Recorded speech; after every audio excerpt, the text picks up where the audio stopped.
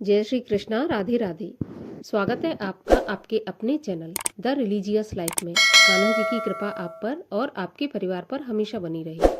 दोस्तों, आज की वीडियो में हम बात करेंगे पूर्णिमा तिथि के बारे में। मार्गशीर्ष मास की पूर्णिमा का व्रत कब रखा जाएगा, स्नान दान कब किया जाएगा, और साथ ही ये भी जानेंगे कि पूर्णिमा के दिन हम ऐसा कौन सा दान करें जिससे कि हमें अनंत पुण्य फल की प्राप्ति हो। और पूर्णिमा के दिन ये दान आपको अवश्य करना चाहिए। तो वीडियो शुरू करने से पहले आपसे अनुरोध है कि अगर आपने अभी तक मेरे चैनल को सब्सक्राइब नहीं किया है, चैनल पर पहली बार आए हैं, तो कृपा करके मेरे चैनल को सब्सक्राइब कर लें। आज का वीडियो अच्छा लगे तो वीडियो को लाइक ज़रूर करें और ज़्यादा से ज़्यादा शेयर करें। तो चलिए अब शुरू करते हैं वीडियो। दोस्तों, पूर्णिमा तिथि हिंदू धर्म की बहुत ही महत्वपूर्ण तिथि है। भगवान विष्णु को बहुत अधिक प्रिय है और मार्गशीर्ष मास का महीना भी बहुत अधिक प्रिय भगवान विष्णु को है। स्नान दान पूर्णिमा के दिन किया जाता है। पवित्र नदियों का स्नान, दान, पुण्य, इसके लिए ये पूर्णिमा तिथि बनाई है। जिस प्रकार अमावस्या तिथि पितरों के लिए बनाई गई है, उसी प्रकार पूर्णिमा तिथि देवताओं को पूरी तरह से समर्पित है। अब मार्गशीर्ष पूर्णिमा के दिन अन्नपूर्णा जयंती भी मनाई जाती है, दत्तात्रेय जयंती भी मनाई जाती है। तो बहुत अधिक महत्वपूर्ण ये पूर्णिमा तिथि मार्गशीर्ष मास की होने वाली है। लेकिन संशय ये है कि 2 दिन रहने वाली है पूर्णिमा तिथि, तो स्नान दान की कब है और व्रत की पूर्णिमा कब रहेगी। तो देखिए, इस बार पूर्णिमा तिथि, सबसे पहले तो हम ये जान लेते हैं कि पूर्णिमा तिथि आरंभ कब होगी और समाप्त कब होगी।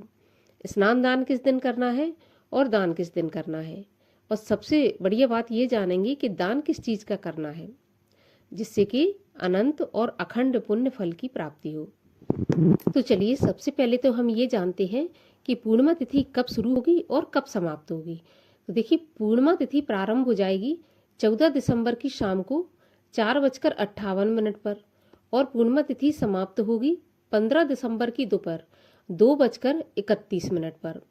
तो इस प्रकार से 2 दिन पूर्णिमा तिथि रहने वाली है। अब इसमें आपको स्नान कब करना है, व्रत कब करना है। अगर आप व्रत करना चाहें तो देखिए, व्रत 2 दिन भी किया जाएगा। अगर आप उदय तिथि के अनुसार व्रत रखना चाहते हैं तो आप 15 दिसंबर को व्रत रखें और 14 दिसंबर को भी व्रत रखा जाएगा। अब बात आती है कि पूर्णिमा तिथि के दिन हमें तुलसी की पूजा करना चाहिए, पीपल की पूजा करना चाहिए। तो अगर 14 दिसंबर को आप करना चाहें तो तुलसी की, पीपल की पूजा कर सकते हैं, क्योंकि 15 दिसंबर को फिर रविवार है, तो आप तुलसी और पीपल का स्पर्श नहीं कर सकते, पूजा नहीं कर सकते। आप व्रत रख सकते हैं लेकिन पूजा आप तुलसी और पीपल की नहीं कर सकते हैं। तो अगर मेरी माने तो मैं कहूँ कि आप 14 दिसंबर को ही ये पूजा कर लें, पीपल की भी पूजा कर लें और तुलसी की भी पूजा कर लें। अगर आप चाहें तो स्नान कर सकते हैं। 15 दिसंबर को स्नान की पूर्णिमा रहेगी और व्रत की पूर्णिमा आप 14 दिसंबर को ही रखें। लेकिन आप अगर 15 को रखना चाहते हैं तो आप 15 को भी व्रत रख सकते हैं। लेकिन इसमें एक चीज़ है कि पूर्णिमा के व्रत में चंद्रमा को अर्घ्य दिया जाता है। अब अगर आप 15 दिसंबर में व्रत रखेंगे तो आपको जो रात्रि में चंद्रमा को अर्घ्य है वो अगर आप देंगे तो पूर्णिमा तिथि जब तक समाप्त हो जाएगी। तो 14 दिसंबर को ही आप व्रत रखें और चंद्रमा को अर्घ्य भी दें। 15 दिसंबर को आप स्नान कर सकते हैं, दान कर सकते हैं। दान की पूर्णिमा, स्नान की पूर्णिमा 15 दिसंबर को रहेगी। अब चलिए ये जान लेते हैं कि पूर्णिमा तिथि के दिन आपको किन नियमों का पालन करना है। उसके बाद हम ये भी जानेंगे कि दान क्या करना है। पूर्णिमा तिथि के दिन आपको सुबह सुबह ब्रह्म मुहूर्त में उठना है। अगर आप किसी पवित्र नदी के तट पर रहते हैं तो बहुत अच्छा है, आप पवित्र नदी में जाएं, स्नान करें और सूर्य भगवान को अर्घ्य दें। अगर आप नहीं रहते, आप तो घर पे ही गंगा जल डालकर स्नान करें। अगर वो भी संभव नहीं है तो फिर आप नहाते समय हर हर गंगे, गंगा जी का स्मरण करते हुए स्नान करें, तो गंगा स्नान का जो पुण्य है वो ही आपको प्राप्त होगा। इस प्रकार इसके बाद आप सूर्य भगवान को अर्घ्य दें। अगर आप व्रत रखते हैं पूर्णिमा का तो फलाहार से पूरे दिन व्रत रखें और शाम को चंद्रमा को अर्घ्य देने के बाद खीर का प्रसाद बनाकर ही अपना व्रत तोड़ें, अपने व्रत का पारण करें। सारा दिन आपको उपवास रखना है।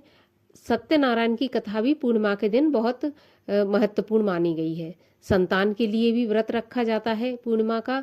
तो अगर आप सत्यनारायण की कथा कराना चाहते हैं तो बहुत अच्छा है, पूर्णिमा के दिन आप सत्यनारायण की कथा करा सकते हैं। पंडित जी को बुलवा कर करवा सकते हैं, नहीं तो आप घर पर ही कथा पढ़ सकते हैं। स्वयं से आप सत्यनारायण की पूजा करें और कथा पढ़ें। और इसके बाद आप सारा दिन व्रत रखें।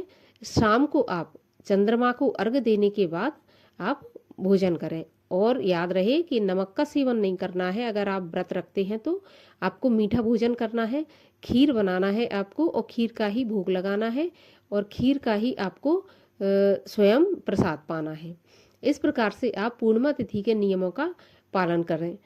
इसके बाद अगर आप दान करना चाहते हैं तो आप दान भी कर सकते हैं। बहुत ही महत्वपूर्ण होता है पूर्णिमा के दिन दान करना और बहुत लाभदायक भी होता है। जैसे अमावस्या तिथि पितरों के लिए समर्पित होती है और पूर्णिमा तिथि देवताओं को समर्पित होती है।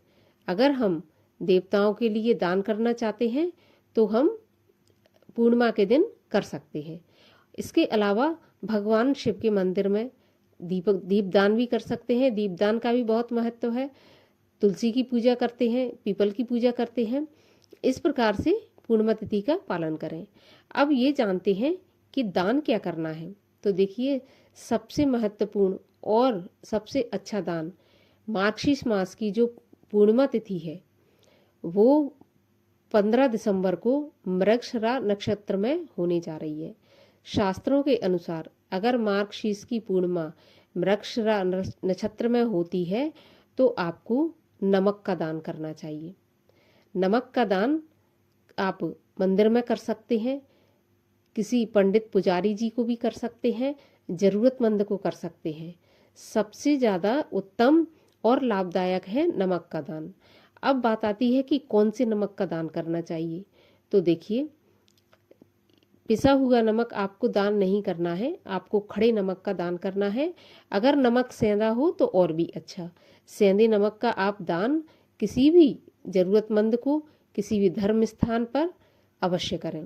नमक का दान मार्गशीर्ष मास के महीने में अखंड पुण्य फल की प्राप्ति कराने वाला है। भगवान नारायण की कृपा दिलाने वाला दान है ये। तो आप नमक का दान अवश्य करें 15 दिसंबर को। इसी दिन अन्नपूर्णा जयंती भी मनाई जाएगी और दत्तात्रेय जयंती भी मनाई जाएगी।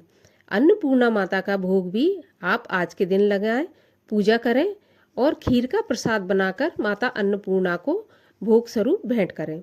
फिर उस प्रसाद को स्वयं भी ग्रहण करें और बांट दें। आप चाहें तो कन्या भोज भी करा सकते हैं। आप 1-2 कन्या जितनी भी आपको मिले आज के दिन अवश्य कराना चाहिए। पूर्णिमा के दिन खीर का प्रसाद बनाएं, खीर में शक्कर की जगह मिश्री डालें और माता का भोग लगाकर आप कन्या भोज करवाएं। इस प्रकार से आप अन्नपूर्णा माता, लक्ष्मी माता और सत्यनारायण इन देवताओं की पूजा करके पूर्णिमा तिथि मना सकते हैं। तो पूर्णिमा तिथि के बारे में आपको जानकारी कैसी लगी कमेंट बॉक्स में ज़रूर बताइएगा और साथ में जय माँ लक्ष्मी लिखना ना भूलिए। वीडियो को लाइक करिए अगर पसंद आया हो, चैनल को भी सब्सक्राइब कर लीजिए। मैं मिलती हूँ अब आपसे अगले वीडियो में किसी और उपाय के साथ। तब तक के लिए हरे कृष्ण।